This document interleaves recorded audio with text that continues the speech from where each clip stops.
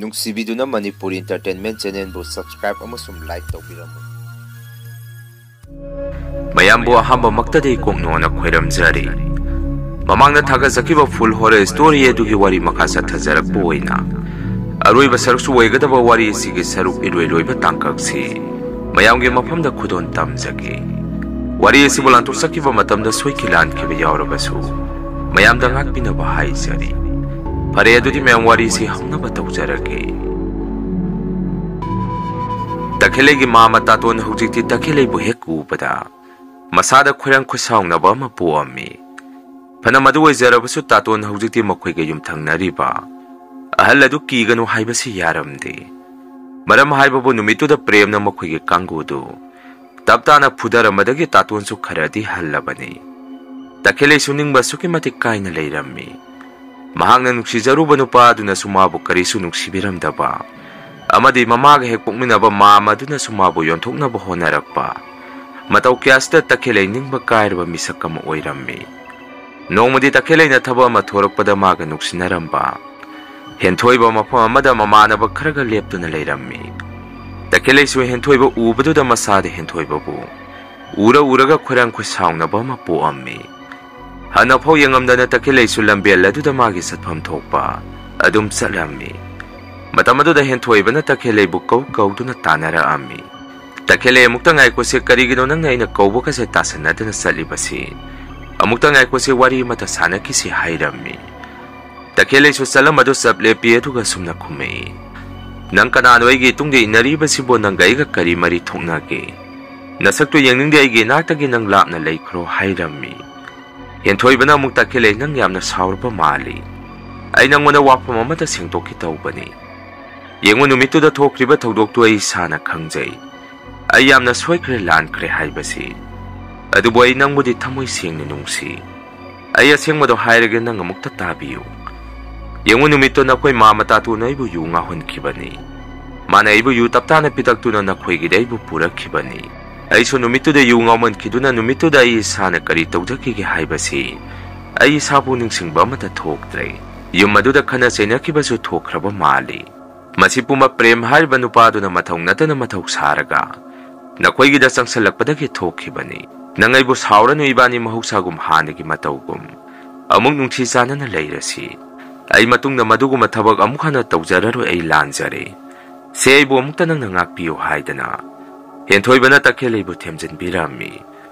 ꯐꯅ ꯃꯥꯅ ꯑꯗꯨꯝꯅ ꯍꯥꯏꯖꯔꯕꯁꯨ ꯇꯈꯦꯂꯩꯗꯤ ꯍꯦꯟꯊꯣꯏꯕꯅ ꯉꯥꯡꯊꯣꯛ ꯁꯠꯇꯣꯔꯤꯕ ꯋꯥꯉꯥꯡ ꯁꯉꯥꯡ ꯋꯥꯍꯩ ꯋꯥꯇꯥꯁꯤꯡ ꯑꯗꯨꯗ ꯇꯈꯦꯂꯩꯗꯤ ꯑꯗꯨꯝ ꯈꯪꯉꯝꯃꯤ꯫ ꯅꯨꯃꯤꯠ ꯑꯗꯨꯗ ꯍꯦꯟꯊꯣꯏꯕ ꯌꯨ ꯐꯅ ꯉꯥꯎꯖꯔꯕꯁꯨ ꯃꯥ ꯒ꯭ꯌꯥꯟ ꯇꯥꯏ ꯍꯥꯏꯕꯁꯤ ꯇꯈꯦꯂꯩꯅ ꯈꯪꯉꯝꯃꯤ꯫ ꯇꯈꯦꯂꯩꯅꯁꯨ ꯍꯦꯟꯊꯣꯏꯕꯗ ꯁꯨꯝꯅ ꯍꯥꯏꯔꯝꯃꯤ, ꯌꯦꯡꯉꯨ, ꯅꯈꯣꯏ ꯃꯌꯥꯝꯅ ꯃꯁꯛ ꯊꯤ ꯍꯥꯏꯗꯅ ꯂꯛꯅꯔꯤꯕ ꯗꯥ ꯄ꯭ꯔꯦꯝꯁꯤ ꯈꯨꯡꯒꯪ ꯑꯁꯤꯗꯗꯤ ꯃꯥꯃꯨꯛ ꯃꯊꯃꯣꯏ ꯁꯦꯡꯕ ꯃꯤ ꯑꯃꯠꯇ ꯂꯩꯔꯝꯗ꯭ꯔꯦ꯫ ꯃꯊꯧ ꯂꯩꯇꯕ ꯗꯥ ꯄ꯭ꯔꯦꯝꯅ ꯅꯨꯃꯤꯠꯇꯨꯗ ꯑꯍꯤꯡ ꯑꯗꯨꯗ ꯌꯨꯝ ꯑꯗꯨꯗ ꯆꯪꯕꯤꯔꯛꯑꯝꯗ꯭ꯔꯕꯗꯤ ꯑꯩꯒꯤ ꯄꯨꯟꯁꯤꯁꯦ ꯉꯁꯤ ꯀꯔꯤ ꯑꯣꯏꯔꯝꯒꯗꯒꯦ ꯈꯟꯕꯗ ꯑꯩ ꯏꯁꯥꯃꯛ ꯍꯧꯖꯤꯛꯁꯨ ꯃꯤꯍꯨꯟꯁꯦ ꯄꯥꯈꯠꯄꯅ ꯂꯥꯡꯇꯛꯅꯔꯤ꯫ ꯅꯨꯃꯤꯠꯇꯨꯗ ꯑꯩꯒꯤ ꯏꯖꯠꯄꯨ ꯀꯜꯍꯟꯕ ꯄꯥꯝꯖꯈꯤꯕꯗꯤ ꯗꯥ ꯄ꯭ꯔꯦꯝꯅ ꯅꯠꯇꯦ, ꯑꯩꯒꯤ ꯊꯋꯥꯏꯃꯛꯅꯤ ꯈꯟꯖꯕ ꯅꯍꯥꯛꯅꯅꯤ꯫ ꯑꯗꯨꯕꯨ ꯅꯪꯗꯤ ꯑꯩꯅ ꯈꯜꯂꯨꯔꯤꯕꯁꯤꯒ ꯑꯁꯨꯛꯀꯤ ꯃꯇꯤꯛ ꯇꯥꯏꯑꯣꯟꯅꯔꯝꯃꯤ꯫ ꯅꯪꯃꯛꯅ ꯐꯥꯎ ꯑꯩꯕꯨ ꯅꯨꯃꯤꯠ ꯑꯗꯨꯗ ꯀꯔꯤꯁꯨ ꯂꯩꯇ꯭ꯔꯕꯤ ꯁꯥ ꯉꯥꯗꯒꯤꯁꯨ ꯍꯦꯟꯅ ꯇꯣꯟꯕ ꯖꯤꯕ ꯑꯃ ꯑꯣꯏꯅ ꯎꯕꯤꯈꯤ꯫ ꯑꯩꯒꯤꯗꯤ ꯅꯨꯃꯤꯠꯇꯨꯗ ꯗꯥ ꯄ꯭ꯔꯦꯝꯁꯦ ꯏꯃꯤꯠꯃꯛꯅ ꯎꯖꯕ ꯏꯁꯣꯔꯃꯛꯅꯤ꯫ ꯃꯄꯥꯟ ꯊꯣꯡꯒꯤ ꯐꯖꯕꯇꯪ ꯎꯔꯒ ꯉꯥꯎꯔꯨꯕ ꯑꯩꯁꯦ ꯈꯨꯡꯒꯪ ꯑꯁꯤꯗ ꯈ꯭ꯋꯥꯏꯗꯒꯤ ꯄꯪꯕ ꯃꯤꯁꯛ ꯑꯃ ꯑꯣꯏꯔꯝꯂꯦ꯫ ꯐꯖꯕ ꯍꯥꯏꯕꯁꯤꯗꯤ ꯃꯄꯥꯟ ꯊꯣꯡꯒꯤ ꯃꯤꯠꯀꯤ ꯂꯩꯇꯦꯡꯗꯨꯈꯛ ꯑꯣꯏꯔꯝꯗ꯭ꯔꯦ, ꯃꯊꯃꯣꯏ ꯁꯦꯡꯕ ꯃꯤꯁꯛꯇꯨꯅ ꯃꯥꯂꯦꯝ ꯑꯁꯤꯗ ꯈ꯭ꯋꯥꯏꯗꯒꯤ ꯐꯖꯕ ꯍꯥꯏꯕꯗꯨ ꯑꯣꯏꯔꯝꯂꯦ꯫ ꯉꯁꯤꯗꯤ ꯈꯪꯂꯦ, ꯃꯤꯑꯣꯏꯕ ꯑꯩꯈꯣꯏꯁꯦ ꯑꯩꯅ ꯇꯧꯖꯈ꯭ꯔꯤꯕ ꯑꯔꯥꯟꯕ ꯄꯨꯝꯕ ꯁꯣꯏꯔꯀꯥꯟꯗ ꯒ꯭ꯌꯥꯟ ꯂꯥꯛꯏ ꯍꯥꯏꯕꯗꯣ꯫ ꯃꯔꯥ ꯂꯩꯖꯗ꯭ꯔꯕ ꯅꯣꯡꯃꯇ ꯑꯩꯉꯣꯟꯗ ꯋꯥꯍꯩ ꯃꯆꯦꯠ ꯑꯃꯠꯇ ꯍꯥꯏꯖꯔꯛꯇ꯭ꯔꯤꯕ ꯆꯝꯖꯔꯕ ꯃꯍꯥꯛꯄꯨ ꯄꯥꯞ ꯆꯦꯜꯂꯕ ꯑꯩꯒꯤ ꯈꯨꯠꯁꯤꯅ ꯈꯟꯊꯔꯨꯕ ꯇꯧꯗꯅ ꯅꯨꯡꯁꯤꯕ ꯑꯃꯒꯤꯗꯃꯛ ꯑꯩꯅ ꯈꯨꯄꯥꯛꯅ ꯊꯥꯕꯤꯈꯤ꯫ ꯃꯤꯀꯨꯞ ꯑꯗꯨꯗ ꯃꯥꯒꯤ ꯊꯃꯣꯏꯗ ꯑꯩꯉꯣꯟꯗ ꯐꯥꯎꯔꯝꯒꯗꯕꯗꯨ ꯑꯩ ꯍꯧꯖꯤꯛꯇ ꯈꯪꯂꯛꯂꯦ꯫ ꯐꯔꯦ ꯗꯥ ꯍꯦꯟꯊꯣꯏꯕ, ꯏꯕꯥꯅꯤ ꯂꯥꯞꯅꯔꯁꯤ꯫ ꯑꯩ ꯅꯪꯕꯨ ꯍꯧꯖꯤꯛꯇꯤ ꯃꯁꯛ ꯃꯨꯟꯅ ꯈꯪꯂꯦ꯫ ꯈꯨꯡꯒꯪ ꯑꯁꯤꯗ ꯑꯩꯃꯨꯛ ꯇꯣꯟꯕ ꯃꯤꯁꯦ ꯂꯩꯁꯨ ꯂꯩꯔꯝꯂꯣꯏ꯫ ꯑꯗꯨꯅ ꯑꯩꯗꯤ ꯗꯥ ꯍꯦꯟꯊꯣꯏꯕꯒꯤ ꯑꯣꯏꯕꯗ ꯃꯇꯤꯛꯁꯨ ꯆꯥꯗꯦ꯫ ꯗꯥ ꯍꯦꯟꯊꯣꯏꯕꯗꯤ ꯁꯛꯇ ꯌꯦꯡꯉꯣꯏ, ꯂꯟꯗ ꯌꯦꯡꯉꯣꯏ, ꯑꯋꯥꯠꯄ ꯑꯃꯠꯇ ꯂꯩꯇꯦ꯫ ꯑꯗꯨꯅ ꯑꯩꯉꯣꯟꯗꯒꯤ ꯍꯦꯟꯕ ꯂꯝꯂꯥꯟꯕꯤ ꯀꯅꯥ ꯑꯃ ꯌꯦꯡꯕꯤꯈ꯭ꯔꯣ, ꯑꯩ ꯆꯠꯂꯒꯦ꯫ ꯋꯥꯍꯩ ꯑꯁꯤ ꯇꯈꯦꯂꯩꯅ ꯍꯦꯟꯊꯣꯏꯕꯗ ꯍꯥꯏꯔꯝꯗꯨꯅ ꯂꯥꯛꯈꯤ꯫ ꯃꯤꯀꯨꯞ ꯑꯗꯨꯗ ꯑꯃꯨꯛꯀꯁꯨ ꯍꯦꯟꯊꯣꯏꯕꯅ ꯇꯈꯦꯂꯩꯗ, ꯇꯈꯦꯂꯩ, ꯉꯁꯥꯏꯗꯒꯤ ꯑꯩ ꯅꯪꯅ ꯉꯥꯡꯂꯤꯕ ꯋꯥꯍꯩ ꯋꯥꯇꯥꯁꯤꯡ ꯑꯗꯨ ꯑꯩꯅ ꯇꯥꯒꯦ ꯌꯥꯎꯅ ꯇꯥꯕꯅꯤ꯫ Nang nangangiba maraktuda aibuna oktaba tahalaga prembuna wangna thangatpa wahi wata ama yauri madu nangidu aibu usitabani karisu leitraba namana pasu leitaba yumban mathung sadabi nangna aina nungaitabadagi sum khangnakhibani aduga nangdi aingona ongkhatuna yamna usitana tawraba nang aingona kaidauge haibano hojikmak nangsi aina logdamaksu aina nangbu manghanba ngammi nanggidamaktabu hojikpu kana thokpirakturigi haidana Hentoibana takelegi makudang adu taplaw na pairammi. Matamaduda takelaisu saungniman kido na hentoibada kupak na thaki. Adum na taurubadagi hentoibasu amukka hena saurakpadagi. Takelegi makudang adu laithektu na takelaibu anaba saitheng pirammi. Takelaisu adum na taurukpadagi zaina kol adu khangba ngamaktabadagi kapammi. Matamaduda prem sulambi aladuda cycle ama thauraga. Mapasana na laammi. Mana adum na sumlakpada nupi makapagi khonjen tai haidana. Prem na yang thorakpada takelaibu hentoibana tauramiba mataw adu ura ami. Madudagi prem sumabanigi manakta prap changsanduna sumna hairami. Karino hentoibanang na nupi masa asida taurisi. Mapam asilamen sorok ni haibasi na koy loy na kaurabo. Yamna thuna thado nang na nupi masa asigi makudang pairibasi. Natragadi ibani mapam asida thoi daba thawdok kaya mathorak pasuyay. Maduna thado yamna thuna hairami. O nga siso nang namok yalaba. Aina makudang pairiba nupi sa iga kang nazariba nupi ni. Mangonda ina tawning matawba yay masida nang nayatpam thokti. Nang kay dawge haiba no haida na hintoiba na prem ki mamangda. Dawge ang nga takilegi makutukan na laytiyami. Prem hujikti magi masinga paibido yauksale. Biko bado da prem na hintoiba sa kin na mamayda soplaong na tindat ki. Hintoiba sa prem ki saor ba kindu madu na muktang tilagpada. Laymay da nga hektang gyan mangdo na tarami. Hintoibagi mamanaba singadu na sutakele amati. Prem da yom salaami. Matawado da prem masada siyam sakre lambaway na tingay na rake haidana. Takele ibu na magi matung dale palami. Matawasum na hintoibagi mamanaba singadu ka prem ga. Mapam jagado da puda narami. Prem da di hintoibagi mamanaba singadu karisu layramdi. Amamamtoy na prem na yam na lay na puda rami. Prem gi matong na adu ubada takele di mikupaduda. Prem se magi thamoida nuksiba phaurammi. Hentoibasu prem na kinna thindatkibadagi manatundo ingakta senthaduna. Tamna haugalakhi. Aduga magi mamanaba singadubu khamjalammi. Yare to lepo yare. Aduga yengu prem nang ngasisu hero sakre. Adubu nang masimadi khangu. Haujikti nang yengnabase ay oirabani. Nang natakhelaibu matam kyang kuina igi khutagi kanba ngamdurgi haibado. Madu yengnarasi. Napangan kalimatik nagsimisu yamna usitre. Nangi sumatam swayda na lakani. Wahi karasi entoiba na prem na singnaba magaloy na. Yamna saung na haram do na mamanaba singaduga. Mapamadudagi satki. Entoiba sakraba matung prem takelay da muna yengami. Aduga sumna hairami. Lao tinbira magyaygi cycle sida tongkala o hairami. Takelay suy kay prem gi cycle maning da tongkalami. Asumna prem na takelay si mayung gi tungan mapapok tinbirami. Aduga wamaset na matanganga na prem siya mukhan ki. Takelay na suda prem mahayda na kaubo pong nang zahawti. Adum na prem na takelay butin birak pa to tatuwa na su uhurami. Takelay su tumina yung manungda sangami. Aduga maromda aswamda na hentoy ba di prem bu mataw karam na laman kung gani. Mabu mataw karam na intu gani kandu na talay ki. Noong madi prem na mapagi mayambagi managtalak pa da ahanuwera pa mapagi mayamba do na. Prem da sumna hayrami. Ibungo prem nga si dinang babasaw isa da wa matahay ki. Yengo isa di tamoy susawi na pangasuyam na kali. Maduna isagi matiksabay imawamay na kalabani. Madudi ate kanaso na tega yung tang naribatak hele hayba nupi masasini. Nupi masasi sumasang mataw awat pa matalayti. Awabay mong dagi maromdom lepsa doon na horak pa nupi masani. Maduna yung balon tsapsa kangam gani kali ipana.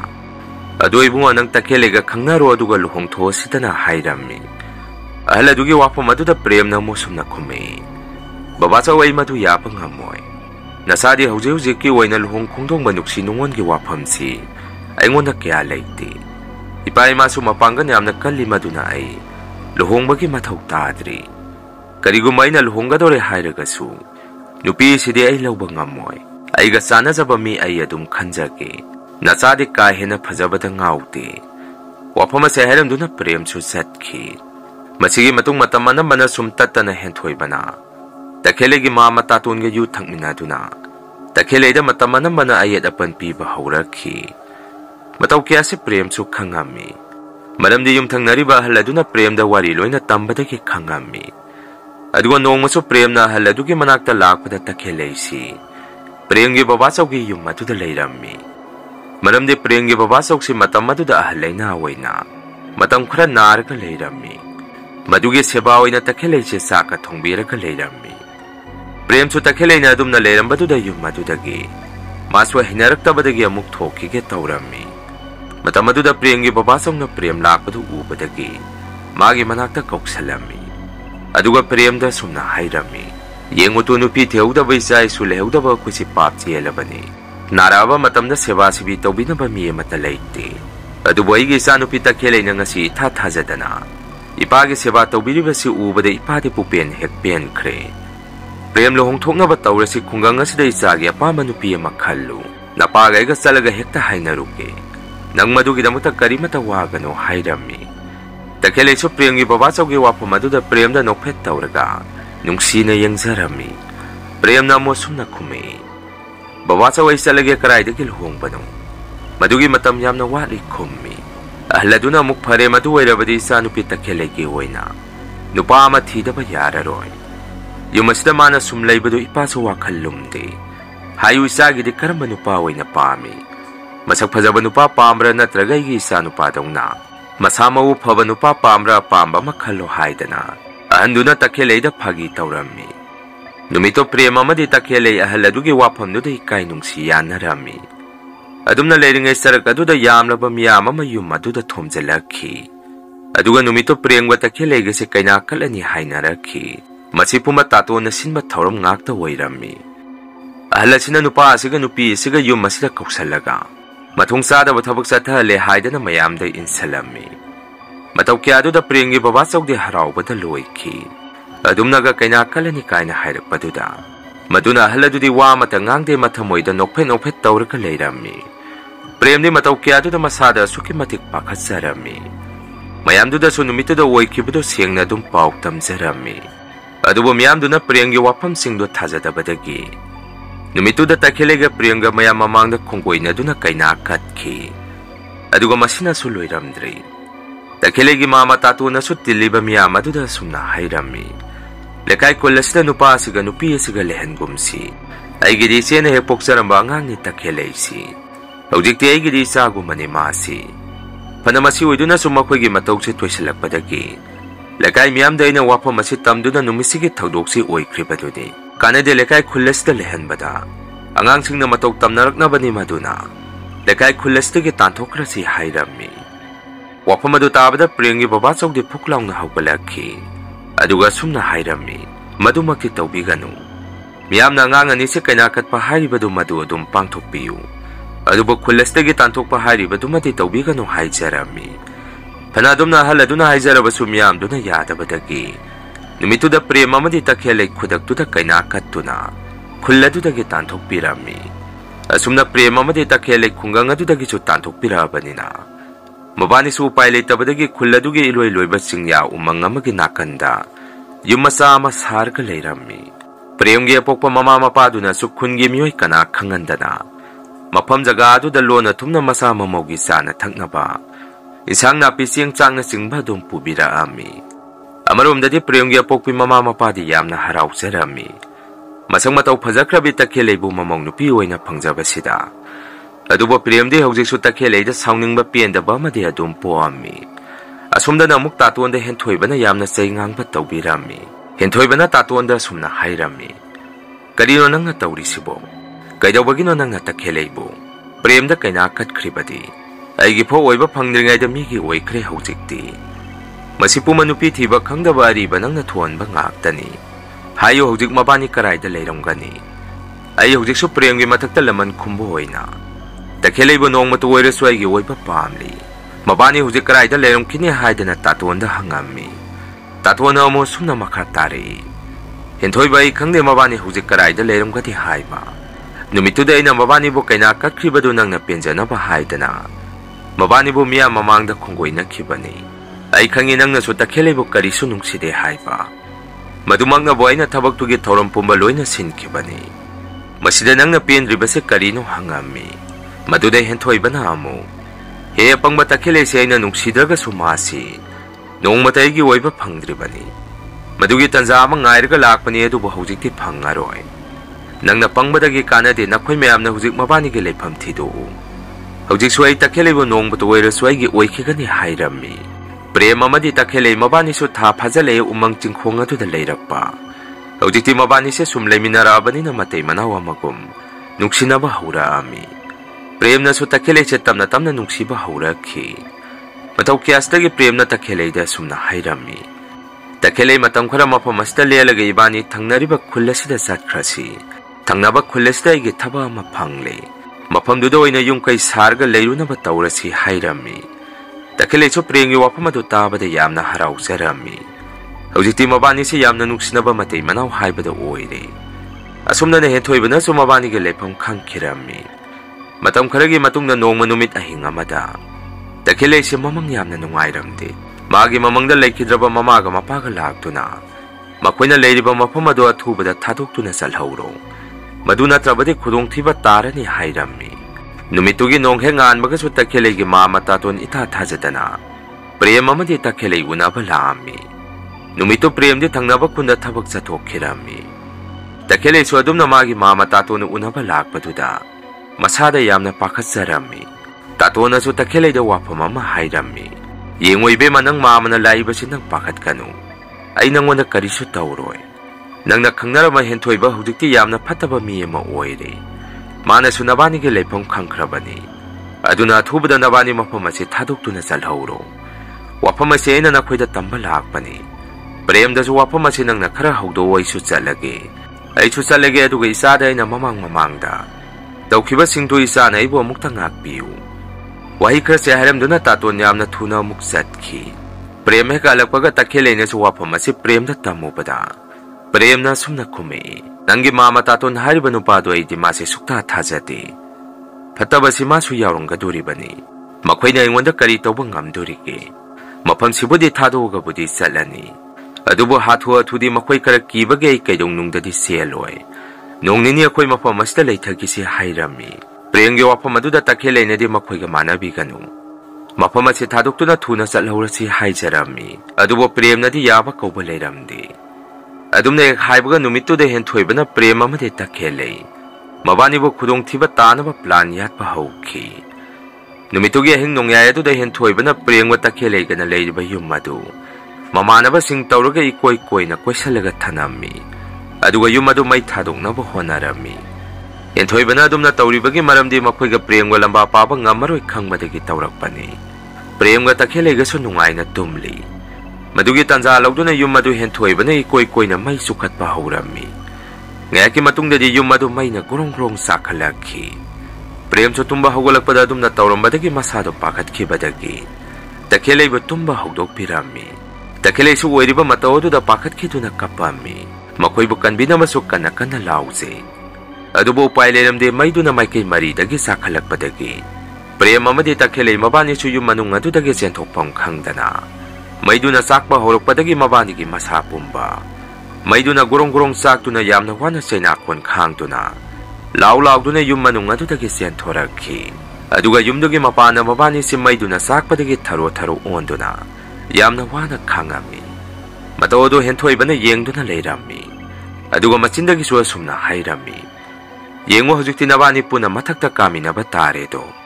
Asumna hentoibana maina sakpagi wana sainakon khangiba prem amadi takheleibu. Yengduna leirami. Ngayaki matungdadi prem amadi takhele mafam aduda mabani makthawai mangki. Mabani gi asiba haksang adusu hentoibana. Maidam barang saiba yum aduda muklang salami. Masigi matung prem gi apokpi mamaga mapagana. Umang aduda masaga mamogu unaba lakpada yum adudi. Utawna maina puktum na saktuna leiramba thengnarami. Matawodu ubada prem gi apokpi mamaga mapagati.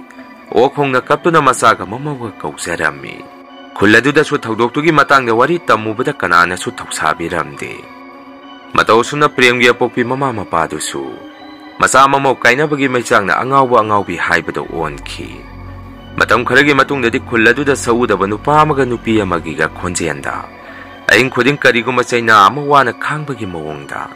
kappa lawa khonjen kaya ama tanarakhi nongmana nupa amana okhongna kappagi khonjen nongmana amuk nupi amana kappagi khonjen angakpa matau kya si haurakhi matau kya sida khunjasing chu numit po hek takhrabadi yumdagi mapan thokpa kinarami khuladuda mi ma hek leitaba yaurpada umang adomda poloina ba honaringai yengbada kiraba maina sakpagi saktam phibam kairaba nupa amaga nupi amagi gami tamda umang adudagi thoraktuna mabani bo hana poloibiu haidana mafamduda thoraktuna kapakpadagi poloiba mapungpana loisanba sungmam ngamamdi mayamse mafam adudagi kai duna hekta senarakhi matau kyasidagi khunjasingna maiba maibi tanaraga mafam aduda lai khurum thuba matamdasu adumne hekta tawrakpadagi maiba maibi kyasu kibadagi amukhana mafam aduda lai khurumba sangba ngamamdi nongmadi tatol amadi henthoiba tatongi yumda yu thaktuna babani si prem amadi takhelegi matangda wari sanarami henthoibana wari do hek hawdorakpada tatona sumna khumei hauji ibani madugi matangda wari amata sanagumsi khungang ase hauji mawang mai tawrabani umang maike adomda ki tujungbana pik thalabani masi puma henthoiba nangna thonba ngaktani aina wari puma khungangi mioi singda tamthoklabadi nangi senpham leiroi hairami henthoibana mukarino nangna hainanglibasi mabani bo halibase aina ne haidana nangna miyamda khangangi hairibra yengu numituda yumadu mai thaba nangsu yauki haibasi nang kaurabo nangsu engonda pukching singnaraktabana phai asumna mabani si wari sanaringai yumanung aduda phi mai sapagi manamgumba karum tawba manam khara selakhi henthoibaso tatona kaino manam sibu mai sakpa yauri bazaro nangbu kai mai tharamge hangami tatona mukarai mai sakpa manam no ai karisu manam amata phaude nange wakhana werangbani hairammi henthoibana mu phare ge wakhana weramani yengu mabani bo hatpada nangsu yauribani madugi mathakta aina su nangonda senpham khara su piribani nang madu kawgano ai mapana mukta thoge haidana henthoiba toilet tobo mapanda thorami mana mapanda hek thorakpaga su mage koibda mai sakpagi manam miro wakaba manam ama dum selami tatongi yungge maninge songma mafam amada henthoibana mapan thoklingai henthoibagi matungda hek yengbada kiba masak koiraba maina sakhibagi saktamda nupa amaga nupi amaga henthoibada munna yengduna leptuna leirami henthoibasu mapan thoibado hek loibaga tung salawna leithorakpadadi kiningai masak koiraba nupaduga nupiduga amuk leiramde asumna henthoibase yum manung aduda amuk prap changaktuna tatonda sumna hairami ai chalage pungchu thenge ado nang so wafam ase mingonda hek tamthuabadi nang soina soidana hatkani nang kidaba tawganu hairami tatona mo hoit phare sei kanada su hairaroi ado lawa saibok thindoke haidana henthoibabu tatona thongan phok thindok pirami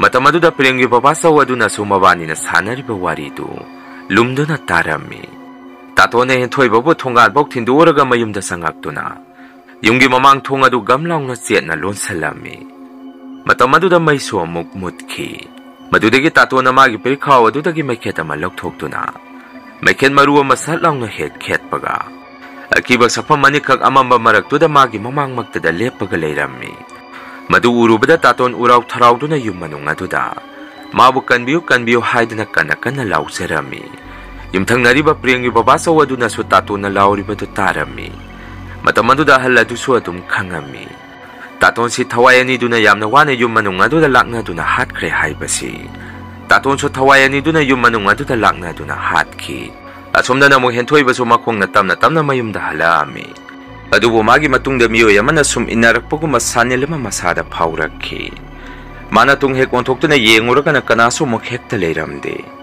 mai sakpa karum tawba namthiba manam amasu magi koibada sum manam moina chelaka lakhi ngaiga sumna masu makhongna laba matung mayum mapa yorumdaida nupi ama lamben mayaya duda masam sangna thadaraga tungon thoktuna sapyungna lepaga leiramba ma thengnarami henthoibana nupi do hek yengmada su takhelegi sawong sadagumna su tawi matamaduda henthoiba masada chingnarap tangna nupi do kaurami nang kanano haidana aduga nupi dugi manakta sum tamna sangsanduna nupi dugi mamaido yenguba matamdadi takhelei oirami takhelei ne su dayan thoiba nangaibu nungsidrabo ai takhelei ne hairakhi henthoibasu yuga khara ngawbaga masa matomda wakhala matawjarami karinoigi mangda lepiba nupi sibo takhelei rane natraga manglane oiriba matawasibo Asumne Henthoiba mamito kuptaba makai. Magi mamangda lepiba nupi edu munna yengami. Kona di nupi edu kana nokthoraki. Aduga takhelege sakpham oirambadu. Hek yengbada hangoiraba maina sakhibagi sakpham. Karum tauraba maithong amada satlangno onthoraki. Aduga Henthoibada munna yengduna nokselami. Henthoibasu matoduda oimai sire haidana. Masado maning halakpada magi tungdana. Pibam kairaba nupa ama muklepaga leirami. Matao sumna hingaduda Henthoiba thawai duna magi masa manungda sangsanduna. Mayum tamna pura ami.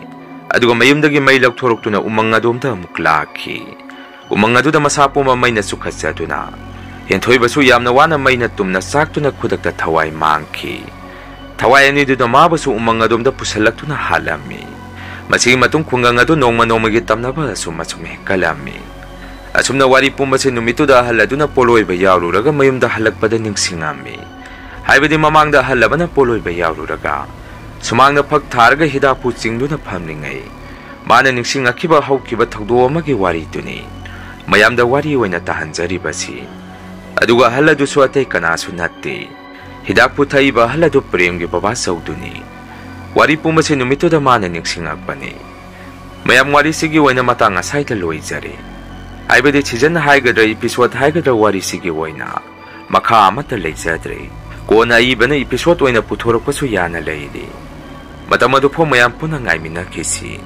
Ngasigi oina di mayamdagi kainanaba bidi ai laujari.